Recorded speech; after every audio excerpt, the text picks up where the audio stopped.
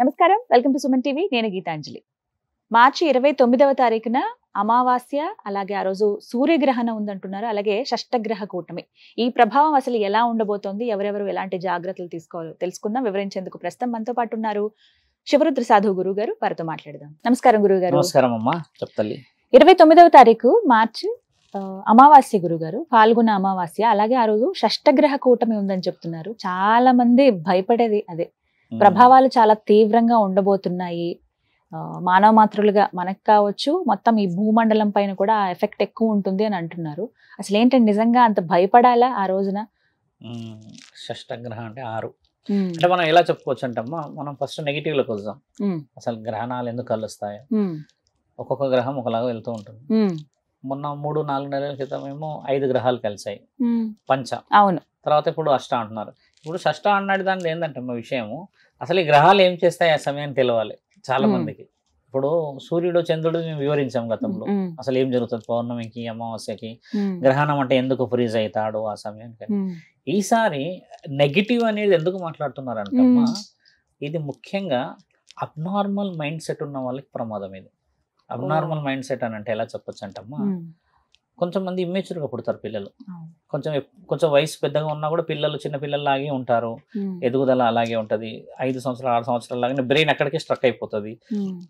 ముఖ్యంగా ఇందులో బాల్యంతలు, గర్భవతులే జాగ్రత్త పడాలి. ఈ ముగ్గురే. ఇంకా ఇప్పుడు ఈ ముగ్గురు శరీరాలే బలహీనత. మీరు గమనించండి, ఒకటి బాల్యంత శరీరం బలహీనత, గర్భవతి బలహీనత, తర్వాత ఈ మెదడు ఎక్కువ శాతంగా పూర్తిగా ఎదగని పిల్లలకి బలహీనత. ఈ ముగ్గురి గురించే ఎందుకు ఉన్నది అని అంటే అమ్మా, ఆ రోజు ఎక్కువ శాతంగా రేడియేషన్ వస్తుంది. ఒక గ్రహణానికి అంత రేడియేషన్ ఉంటే 6 గ్రహాలు కలిసినప్పుడు ఎంత రేడియేషన్ వస్తుంది? అసలు ఏం జరుగుతుంది, 6 గ్రహాలు ఎలా జరుగుతాయని అంటే అమ్మా, చూడండి, ఇప్పుడు చంద్రుడు సూర్యుడు ఇలా ఉన్నారు అనుకో తల్లి, ఇటువైపు నుంచి అంటే ఇటు 3 ఇటు 2 వచ్చినప్పుడు ఈ గ్రహణాలన్నమ్మా ఇలా ఫ్రీజ్ అయి ఉంటాయి.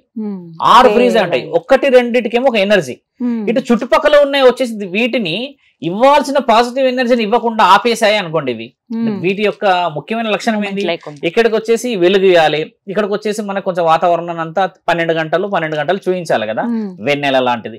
ఇవి చూపించకుండా ఇక్కడ వచ్చి ఇలా పట్టేసుకున్నారు అనుకోండి, ఈ పట్టుకున్న ఈ తరుణమే 6 గంటలు జరుగుతుంది. ఇది ప్రమాదం. ఇక్కడ ఎందుకు ప్రమాదం అంటే ఈ గ్రహణం శక్తి వేరు. ఇప్పుడు నేనున్నా నాది ఒక 2 మోయగలుగుతా శక్తి, నన్ను 4 వచ్చి పట్టుకుంటే నేను మోయలేను. ఒక 6 మంది 10 మంది పట్టుకుంటే ఏమవుతుంది అంటే నా యొక్క అసలైన వివరణ కోల్పోతా. ఇక్కడ జరిగేది గ్రహణంలో వాళ్ళు ఇలా ఉన్న ఈ సమయం అమ్మా 30 సెకండ్స్ కంటే లోపే. ఇలా 6 గ్రహాలు ఒకసారి ఇలా వస్తాయి, దగ్గరికి ఇలా వచ్చి ఇలా జరిగిపోవడం అనేది 30 సెకండ్స్ లోపే జరుగుతాయి. కానీ ఈ జరుగుతున్న ఈ సమయమే భూమండలానికి ప్రమాదం.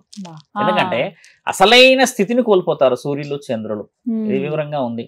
శాస్త్రవేత్తలు 6 రోజులు 7 రోజుల నుంచి అమ్మ తీవ్రంగా వర్క్ చేస్తున్నారు ఏం జరగబోతుంది అని. ఎందుకు చేయబోతున్నారు అంటే, మొదటి హెచ్చరిక అమ్మ సముద్ర అలలల్లో వచ్చింది. మొన్న సముద్ర అలలల్లో రావడానికి గల కారణం ఎలా వచ్చిందంటే, శాస్త్రవేత్తలు ఏం కనిపెట్టారు, వాళ్ళు వెళ్తున్నప్పుడు అలలన్నీ ఇలా స్క్వేర్ టైప్ లో వచ్చాయి. ఈ స్క్వేర్ టైప్ రావడం చేత ఏంటంటమ్మా, ఒక్కసారి సముద్రుడు ఎగిరే అవకాశం ఉంది ఈసారి. ఏ దేశం మీద పడుతుంది అని చెప్పలేం మనం. ఇప్పుడు ఏ రాష్ట్రాల మీద వచ్చి పడుతుంది చెప్పలేం మనం. ఇప్పుడు వాయనాడిని ఎవరు ఆపలేరు తల్లి. ఎందుకంటే కొన్ని ఎలా ఉంటాయి అంటే గ్రహణాలు ఒక్కసారి నిర్ణయం తీసుకుంటే అమ్మ ఎలాంటి శక్తి ఆపలేదు. 30-40 సెకండ్స్ కోసం అన్నా ఇవి వచ్చేస్తాయి బయటికి. ఇప్పుడు వీళ్ళందరూ అది రాకుండా చేసే ప్రయత్నం ఒకటి ముమ్మరంగా జరుగుతుంది. కాశీలో, ఉత్తరాఖండ్ లో ఈ జ్యోతిర్లింగాలు ఎక్కడెక్కడ ఉన్నాయి అక్కడ అంతా హోమాలు, పెద్ద పెద్ద యాగాలు మొదలు పెట్టారు. ఎందుకు చేస్తున్నారు అంత ప్రమాదం అని అంటే, హెచ్చరిక పంచభూతాల్లో మొదటి స్థానంలో ఉన్న నీరు ఇచ్చేసింది జరగబోతుంది ప్రమాదం అని. అంటే దాన్ని కనిపెట్టేసి వీడియో రికార్డు కూడా చేశారు. చాలా వీడియో రికార్డు వైరల్ కూడా అయింది. అది అలా ఎందుకు సర్కిల్ గా స్క్వేర్ గా వస్తుంది అని కనిపెట్టారు కదా. ఈ హెచ్చరిక ఏంటంటే మానవుల శరీరాల మీదకి వస్తే ఇబ్బంది అనేది ముఖ్య ఉద్దేశం. ఇప్పుడు ఎక్కడో హోమాలు చేస్తే అవుతుందా స్వామి, చాలా మంది చెప్పాల్సింది. ఎక్కడో ఏమో చేస్తే మనకి లాభం జరుగుతుంది అంటే అమ్మా, ఎక్కడో చేసిన దానికి సడన్ గా యాక్సిడెంట్ అయ్యి చనిపోయిన వాళ్ళు 100 మంది ఉన్నారు. పెద్ద యాక్సిడెంట్లు అయ్యి కూడా బతికిన వాళ్ళు ఉన్నారు కదా. ఈ బతుకు బయటపడ్డ వాళ్ళందరూ వాళ్ళు చేసే పూజల యొక్క ఫలితమే. ఇదే లోక కళ్యాణం. నీ రాతలో చావు రాసి ఉన్నదంటే ఖచ్చితంగా చావాల్సిందే. కానీ కొంతమంది మరణం దాకా కూడా పోయి వెనక్కి వస్తారు కదా, అక్కడ చేసిన వాళ్ళదే పుణ్యం. ఇది ఈ పుణ్యం వివరణ. చాలా మంది అడుగుతున్నారు ఈ మధ్య అలా ఉంటుంది ఆ హోమం గురించి అని. మొన్న ఒక అబ్బాయి పిలిచి ఇంటర్వ్యూ అడిగితే వాస్తవమే మరి అన్నట్టుగా ఉండదు. కానీ పరమాత్ముడికి తెలుసు కదా ఎవరిని ఎలా బతికించాలి. పుణ్యం అనేది కొంచెం యాడ్ కావాలి. యమధర్మరాజు కూడా వెయిట్ చేస్తాడు, నీకోసం ఎవరైనా ఎదురు చూస్తున్న వాళ్ళు ఉంటేనే వదలగలుగుతానన్నాడు. ఈ గ్రహణంలో ముఖ్యంగా నేను చెప్పింది కూడా ఏంటంటే ముగ్గురు గురు. ఇప్పుడు బాల్యంతలు అన్న విషయం ఏంటంటే వాళ్ళ శరీరం పచ్చిది, మళ్ళీ తర్వాత గర్భవతులు అంటే వాళ్ళు బిడ్డతో ఉంటారు కాబట్టి ఈమె శూన్యం.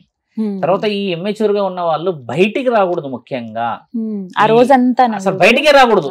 ఎందుకు రాకూడదు వివరంగా బయటికి అని అంటే, ఒక మామూలు సూర్యగ్రహణము లేకపోతే మామూలుగా పౌర్ణమి అమావాస్య రోజు అయితేనే మనం బయటికి వెళ్ళకూడదు అని అంటాం. అలాంటిది 6 శక్తులు కలుస్తున్నాయి ఒక దగ్గర, ఆ గ్రహణ కూటమి బలంగా ఉంది. దాని వల్ల ఎవరికి ఎఫెక్ట్ అయ్యిందంటే ఆల్రెడీ మనం కొంచెం వీక్ ఉన్న వాళ్ళకి ఎఫెక్ట్ అవుతుంది. కొంతమంది ఉన్నారు ఖచ్చితంగా వ్యాపారం చేసే వాళ్ళు, ఉద్యోగం చేసే వాళ్ళు, వాళ్ళకి ఎఫెక్ట్ ఏం కాదు, కొంచెంలో కొంచెం అవుతుంది. 6 గ్రహాలు కలిసడం అమ్మ మైక్రో లెవెల్ వెళ్తుంది. ఆ ఏదైతే పట్టుకాలం ఉంటుందమ్మా, ఆ పట్టుకాలం అనేది 6 గంటలు ఉంది. ఇప్పుడు 6 hours లాంగ్ జర్నీ ఈసారి. అలా వెళ్ళిపోవడం అనేది ఇక్కడ క్షుద్ర పూజలు చేసే వాళ్ళు యాక్టివ్ ఉంటారు. ఇప్పుడు నేను జాగ్రత్త చెప్పింది కూడా దానికోసం. ప్రకృతి ఎప్పుడు మన వాళ్ళకి శరీరాలకి ప్రమాదం చేయదు తల్లి, బాగా గుర్తుపెట్టుకోండి. చేసేదంతా క్షుద్ర పూజలు చేసే మహానీయులు ఉన్నారు, మహానుభావులు. బొట్లు పెట్టుకొని అన్ని పెట్టుకొని కూర్చుంటారు మంచిగా ఆ రోజు. ఎందుకంటే వాళ్ళకు కూడా శక్తులు వచ్చే రోజు కదా, వాళ్ళు కూడా శక్తులు సంపాదించి అమాయకులను చంపాలి కదా. అమాయకుల శక్తులు వస్తే ఆత్మలు వచ్చి వీళ్ళ శరీరంలో చేరితే ఎక్కడ లేని శక్తి వస్తుందని చెప్పేసి ఒక ఊహలో కూర్చొని వీళ్ళు చేసే ఆ క్షుద్ర పూజలకి బలం ఆ రోజు.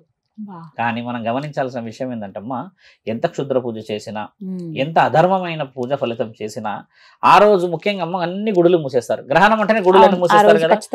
గుడులు మూయని ఒకే ఒక్క మహావీరుడు ముక్కంటి.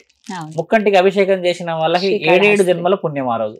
ఆ రోజు ఖచ్చితంగా చేయాలి. నేను గతంలో కూడా వీడియో చెప్పా, తండ్రికి ఆ రోజు అభిషేకం చేసిన వాళ్ళు ఖచ్చితంగా పుణ్యం వైపు ఉంటారమ్మా.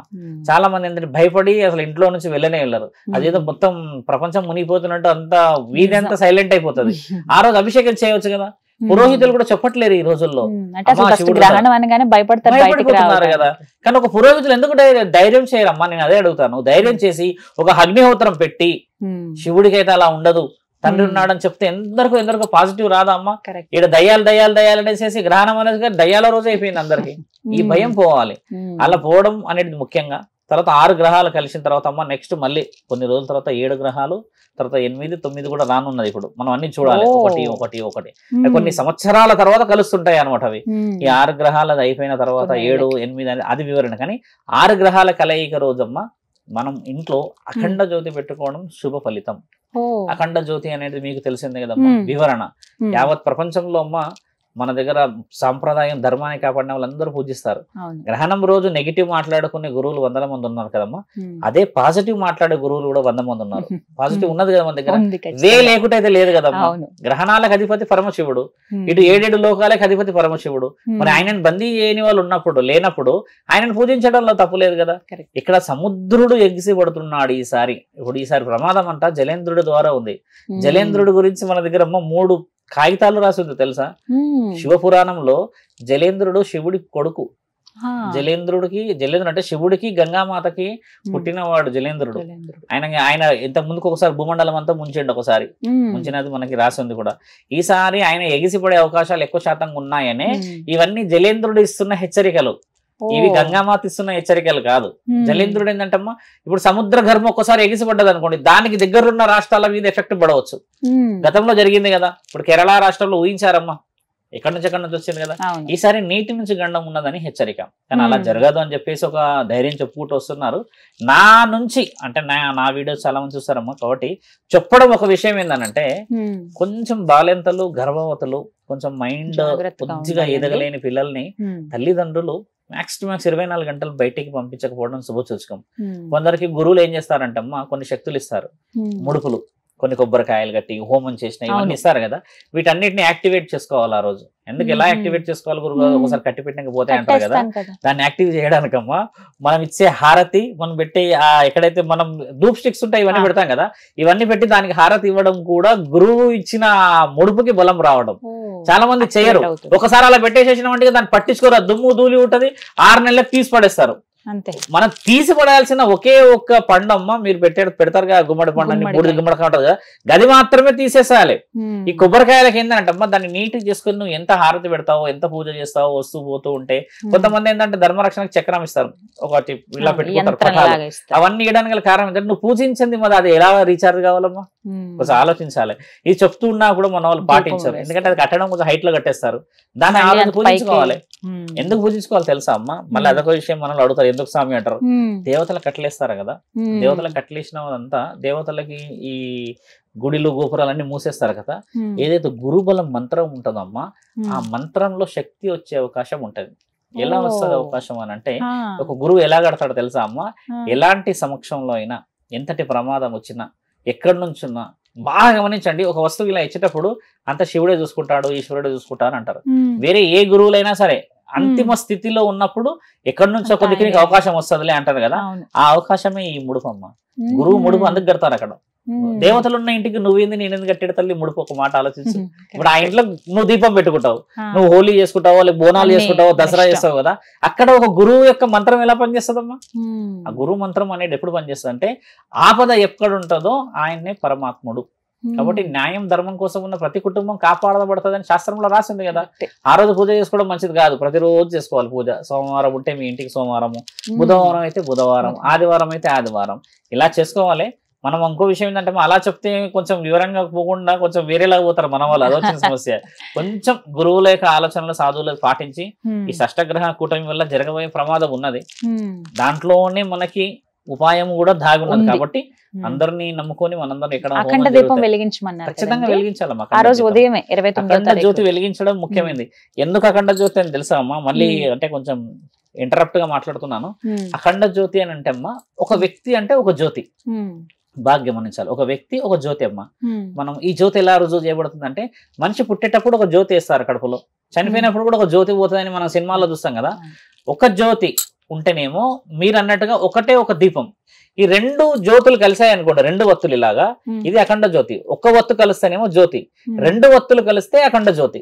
ఈ రెండు వత్తులు కలిసిన వ్యక్తి ఎవరున్నారు ఇక్కడ భూమండలం మొత్తంలో? బాగా గమనించండి. రెండు వ్యక్తులు కలిసిన వ్యక్తి ఒకరు ఉన్నారు. ఎవరున్నారు?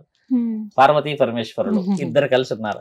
అఖండ జ్యోతికి అర్హత మహంకాళికి మాత్రమే. అందరి గుడిలో ఎందుకు ఉంటది అంటే, మరి ఆ అధిపతులకు ఇచ్చిన విలువ గౌరవం అది. ఎక్కడ పోయినా చూడమ్మా, ఏ గుడిలో ఉన్నా ఎక్కడో ఒక దగ్గర అయితే అఖండ జ్యోతి ఉంటుంది, ఖచ్చితంగా పెట్టి పెడతారు. దాని అర్థం ఏంటంటే, రెండు ఒత్తులు పెట్టాలి. రెండు ఒత్తులు పెట్టకుండా ఒక ఒత్తు తీసి ఇలా పెట్టకూడదు. రెండు ఒత్తులు పెట్టిన దగ్గరనే అఖండ జ్యోతి అనబడుతుంది. ఆ అఖండ జ్యోతి కూడా ప్రమిదలో పెట్టాలి, వెండిలో గాని దాంట్లో గాని దీంట్లో దేంట్లో పెట్టేదే మట్టిలో పెట్టాలి. ఒక్కొక్కరి ఇంట్లో ఇంత ఉంటుందమ్మా. మొన్న మేము మేడ్చల్ వెళ్ళాము శివరాత్రి రోజు. ఆ గురువు గారు వచ్చేమన్నారంటే, ఆయన గారు అఖండ జ్యోతి శాశ్వతంగా వెలిగించాలి అని అనుకుంటున్నాము, కొంచెం స్థల పురాణం రాసి మీరు వివరణి అన్నారు. నేను ఎల్లుండి వెళ్తున్నాను. స్థల పురాణంతో పాటు అఖండ జ్యోతి శాశ్వతంగా వెలిగించాలి అనుకుంటున్నారు వాళ్ళు శివుడి గర్భాలయంలో. అయితే అఖండ జ్యోతి ఎలా వెలిగియాలో కూడా చెప్పామమ్మా. 108 మంది ముత్తైదులతో మాత్రమే అఖండ జ్యోతి వెలిగియాలి, లేకపోతే ఆలయంలో, లేకపోతే అది దానికి శాశ్వతత్వం రాదు స్వామి అన్న. బరువు ఉండాలి కదమ్మా. ఆ ఉండే వివరణలు, దాని స్థితిగతులు వేరు. అంటే మేము వాచ్మని పెడుతున్నాం అని అంటే, వాచ్మని పెడితే అఖండ జ్యోతి వెలగదు స్వామి, దానికి ఒక వివరణ ఉంటది అని చెప్పాము. ఆయన చాలా ఆనందంగా ఫీల్ అయ్యాడు. ఖచ్చితంగా చేస్తామని. అఖండ జ్యోతి చాలా చిన్నది కాదు తల్లి, దాని వివరణ చాలా బలంగా ఉంటది. మీరు కొన్ని ఇళ్ళు గమనించండి, అటుకు పైన సీక్రెట్ గా ఉంటది. ఎందుకు పెడతారు తెలుసా? అఖండ జ్యోతి ఎక్కడో నుంచి అయినా ఒక మార్గం దాగుంటది కాబట్టి పెడతారు. ధనానికి పెడతారు. అది ధన ప్రాప్తి అంటే ఇంట్లో చీకటి ఉండకూడదు అని పెడతారు. శాస్త్రం మనది చాలా వివరంగా ఎంతో మంది చెప్పి పెట్టారు. పైన పెడతారు. ఇప్పటికీ కొంతమంది సడన్ గా అమావాస్య రోజు పెడతారు పైన. అఖండ జ్యోతి పెట్టే దాంట్లో కూడా అమ్మా, ఒకవేళ ఇంట్లో పెట్టుకుంటే 5 తమలపాకులు పెట్టి పసుపు కుంకుమ పెట్టి ఆ పైన పెట్టాలి. అది అలా పెట్టడమే ఒక ప్రమిదలోనే ఒకటే ప్రమాదం రెండు పెడతారు. రెండు అంటే మళ్ళీ 2 దీపాలు కాదు తల్లి, 2 ఒత్తులు కలపాలి. ఇలా కలిపి ఒకటే ఒత్తు పెట్టాలి. అమ్మవారి దగ్గర పెడతాం అమ్మా, అదే అలా పెట్టుకోవడం శుభ సూచకం. కాబట్టి మీరు అన్న షష్టగ్రహ కూటమిలో మరి నెగిటివ్ తీసుకోకుండా, శాస్త్రం ఇప్పుడే కాదు కదా, ఎన్నో ఏళ్ళ నుంచి కూడా వస్తూనే ఉంది. అది ధైర్యం చేయడం చాలా ముఖ్యమైనది. పిల్లల్ని కొంచెం జాగ్రత్తగా చూసి, ఆ తల్లిదండ్రులు ఆ రోజు లీవ్ పెట్టుకొని ఇంట్లో ఉంటే అమ్మా, నేను చాలా మందికి మెసేజ్ పెట్టినా కూడా, అందరు ఇలా ఉండండి అంటే వాళ్ళు చాలా ఆనందపడ్డారు. కొంచెం భయం ఏంటంటే, మన న్యూస్ ఎలా వస్తాయి తెలుసా అమ్మా, ఫస్ట్ ప్రమాదమే చూపించేస్తారు, భయపడతాం, ఆ ప్రమాదం వరకే చూస్తారు, తర్వాత వచ్చిన భయం చూడరు. అదమ్మా మీరు అన్న వివరణ. ఒక ధైర్యం అయితే చెప్పారు గురువు గారు. ధన్యవాదాలు. తల్లి నమస్కారం.